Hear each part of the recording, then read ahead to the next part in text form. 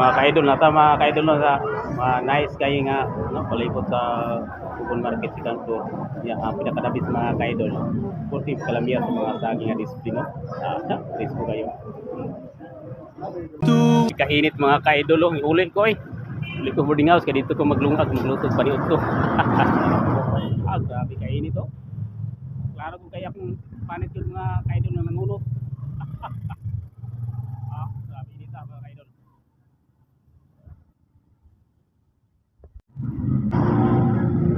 Grabe ka init kayo dito. Dili sa akong ulaw sa akong boarding house mga ka-idol no kay palit sa kong sudan sa suki na to nga tindahan. Sudan na to para paniudto. Grabe gid ka init to. Kasi mga ka-idol. Atong i-video mga ka-idol tanawa. So sa tliwala sa kainit mga ka-idol sa akong pag-uli nakahapit ko din hino. Okay mo na mga ka-idol ang kanang tanom nga tambal no. Tambal nga tanom mga ka-idol ang among ngalan na ani labnog no.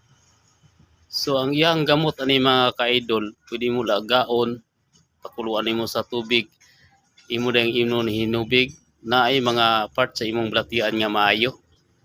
Nya kani iyang udlot ani mga ka-idol dili na ko explain kay taas na kay ang panahon no akong explain kung saan paggamit kaniyang udlot mga ka-idol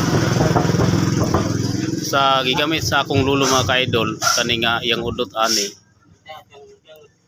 ikutlo siya og kanang dabong nga iyang udlot ba ikutlo niya dayon iyang ibutang sa iyang nilungag nga wala pa mahubas so iyang ikaon mga ka-idol no natingala kung ano yung ikaon ambot unsa yang mamaagi nga aron maayo sa iyang bulatian pero ambot unsa yang kuan kay nakaistorya man siya nga naayos siya iapod to nga pag kuno explanation mga ka-idol sige mga ka-idol ako na naistorya sa unahan no kani nga tanom no kapilan na ko gi-vlog no mga ka-idol atong ibagbalik kay katong niagi na sayop ta sa pag-explanation karon na atong ibalik no atong kuan atong rival mga ka-idol kay maklaro atong kagwapo. Sige mga ka-idol ayo ito sa boarding house mga ka-idol no saka na to sa hagdan sa boarding house iuli ko kay mingaw kay kugon market diri ko man sa balay kay naap ko nabili niya bugas ayan naap ko nabili niya sudan uli ko karon rin balik ko niya mga 3 PM sa merkado ayos mga ka-idol.